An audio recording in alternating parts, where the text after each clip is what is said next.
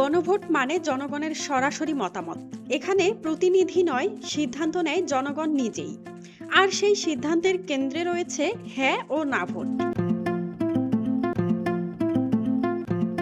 অনেকেরই প্রশ্ন, গণভোটে না ভোট দিলে আসলে কি হবে? নির্বাচনী বিধান অনুযায়ী না ভোট মানে প্রস্তাবিত আইন, সিদ্ধান্ত বা পরিবর্তনের বিরুদ্ধে স্পষ্ট অবস্থান গ্রহণ। এটি কোনো প্রতীকী প্রতিবাদ নয়, বরং রয়েছে সরাসরি প্রভাব।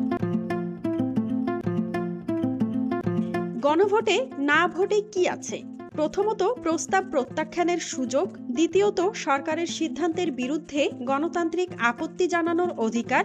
এবং সবচেয়ে গুরুত্বপূর্ণ, জনগণের অসন্তোষ প্রকাশের শক্তিশালী মাধ্যম। তাহলে না ভোট দিলে কি হয়? না ভোট সরাসরি ভোট গণনায় যুক্ত হয়।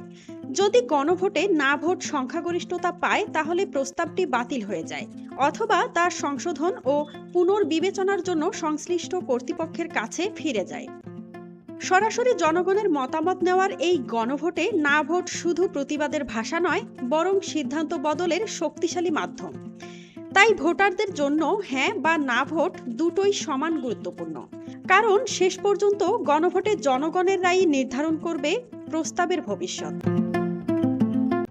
মাজহাবিন মৌ, ডেস্ক রিপোর্ট, RNB নিউজ।